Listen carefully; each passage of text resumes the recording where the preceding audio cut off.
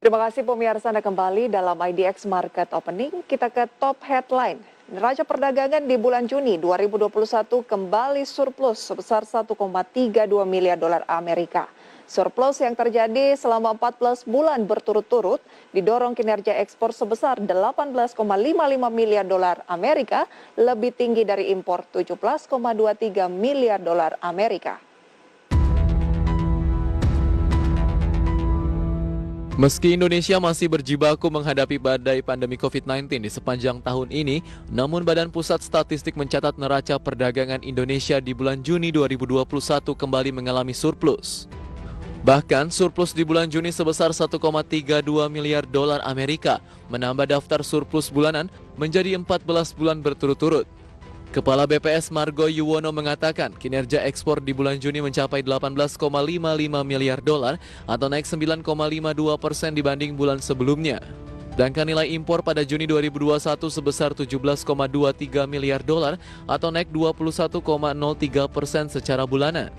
Dengan demikian, dari awal tahun hingga Juni 2021 atau selama semester 1 2021, neraca perdagangan mencetak surplus sebesar 11,86 miliar dolar Amerika.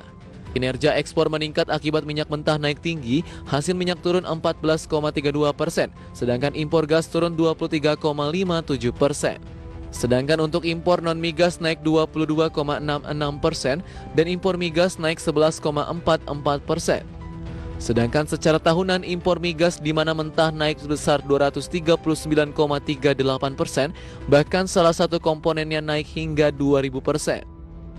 Sementara itu surplus neraca perdagangan di paruh pertama tahun ini yang lebih besar dari kinerja neraca tahun 2016 hingga 2020 juga menjadi sentimen positif bagi indeks harga saham gabungan. Setelah sempat berada di bawah level psikologi 6.000, akhirnya berhasil ditutup menguat 1,13% di level 6.046,75. Lantas apakah laju pembalikan arah IHSG masih akan berlanjut menjelang akhir pekan ini? Apakah level 6.000 akan kembali menjadi tahanan kuat indeks pada minggu depan? Simak ulasan lengkapnya sesaat lagi.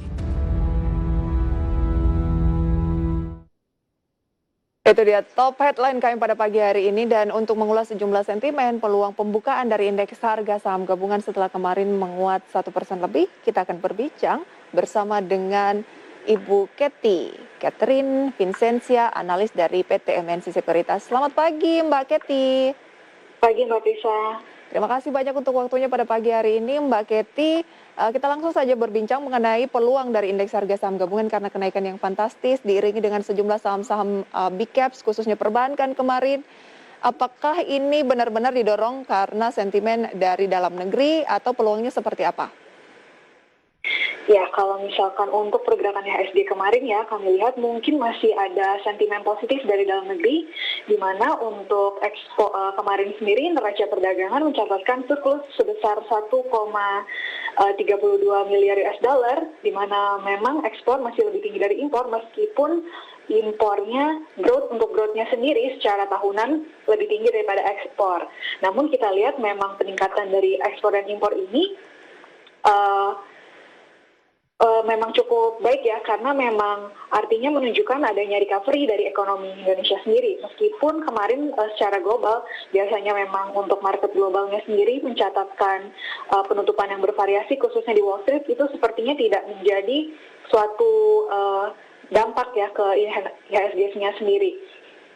Meskipun secara global investor juga masih khawatir untuk adanya pengetatan dari kebijakan moneter yang lebih cepat dari perkiraan atau tapering pada The Fed. Nah, kemudian juga untuk di IHSG sendiri kami juga cukup positif karena kemarin memang juga ada rilisnya data penjualan mobil dari Gaikindo yang memang mencatatkan penjualan mobil yang meningkat secara month on month dan year on year. Di mana kita lihat untuk secara kumulatif sendiri, secara year on year penjualan mobil hingga bulan Juni atau first half itu meningkat sebanyak 50%. Jadi sebenarnya kita mungkin masih melihat adanya tanda-tanda recovery dari bulan-bulan kemarin begitu. Nah, itu masih menjadi salah satu untuk sentimen-sentimen yang mendorong untuk pergerakan IHSG hari ini yang kami harapkan. Oke, tadi menarik apa yang disampaikan oleh Mbak Kety mengenai growth dari impor masih lebih tinggi dari ekspor secara tahunan gitu ya. Tapi Ya. kalau kita lihat untuk bulan Juni kemarin, neraca perdagangan kita mengalami surplus karena ternyata ekspor sudah lebih tinggi daripada impor. Apakah ini bisa menjadi angin segar meskipun secara tahunan memang pertumbuhan dari impor masih lebih tinggi, tapi ke depan bisa saja ekspor sudah lebih mengalahkan dari impor dan sesuai dengan harapan ya harusnya ekspor lebih dominan dibandingkan dengan impor. Ya, memang kalau misalkan kita lihat sendiri dari peningkatan ekspor memang masih ditopang dari ekspor komoditas dan bahan bakar migas. Nah, sementara kita lihat memang untuk dari surplus kemarin juga memang mengindikasikan bahwa perekonomian global dan domestik itu berada dalam jalur pemulihan atau recovery.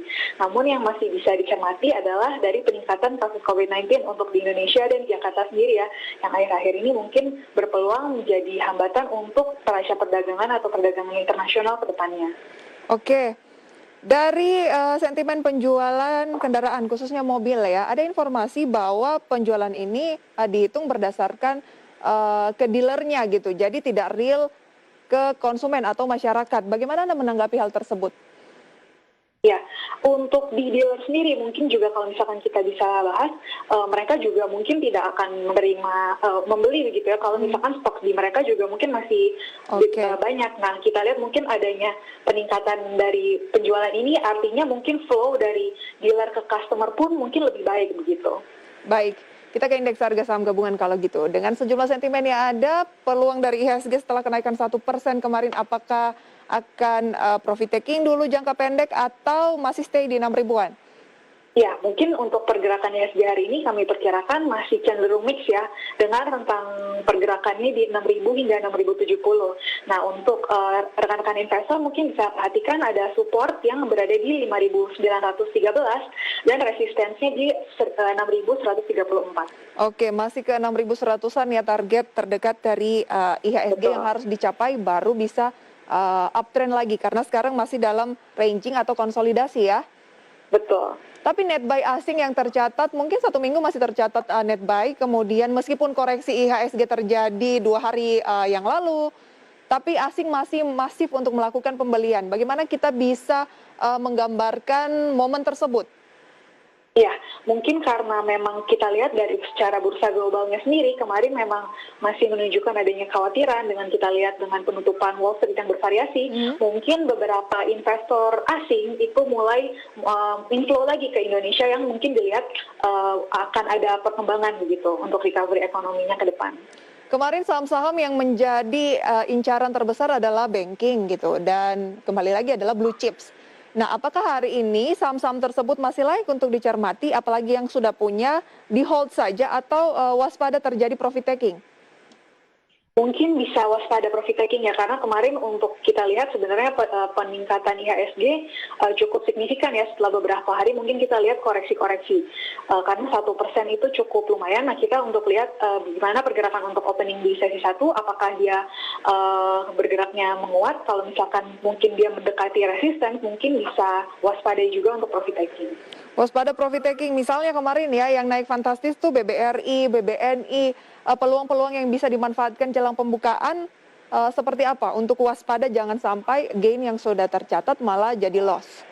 Betul, jadi mungkin bisa untuk manage ya untuk profitnya sendiri karena memang kita masih melihat untuk pergerakan IHSG masih cenderung sideways begitu. Nah, kalau misalkan memang ada sedikit sentimen negatif yang bisa mempengaruhi, kita memang khawatir untuk IHSG mungkin bisa mendekati level resistance. Nah, itu takutnya ada mungkin selling untuk dari investor. Misalnya BBRI ini, Mbak Kety, kita harus jaga range di posisi berapa? Closing di 3810. BBRI ya, sebentar.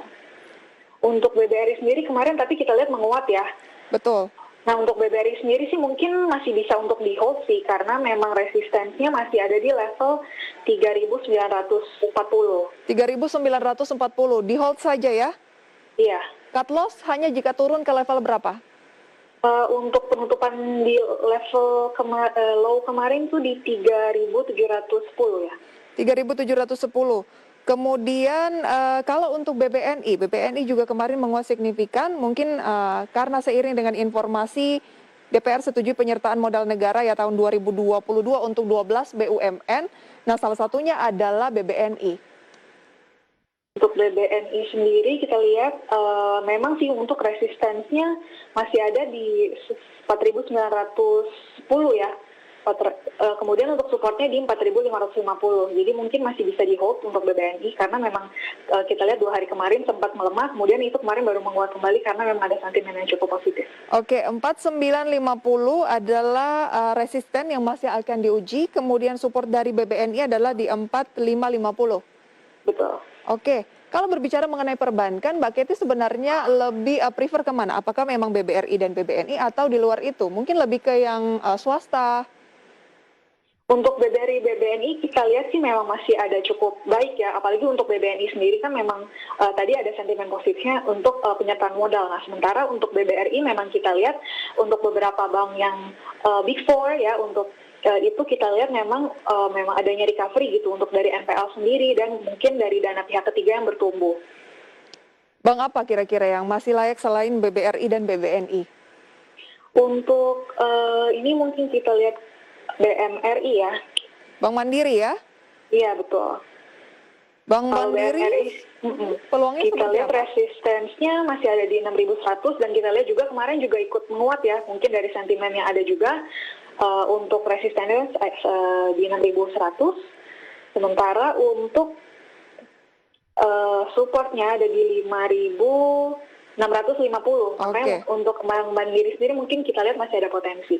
Baik, 5650 support resisten di 6100 untuk Bank Mandiri. Sudah kita ulas BBRI, BBNI, Bank Mandiri. Nah, masih ada perbankan nih. BBTN juga akan mendapatkan penyertaan modal negara tahun 2022 bersama 11 perusahaan BUMN lainnya. Kita ulas di segmen berikutnya pemirsa.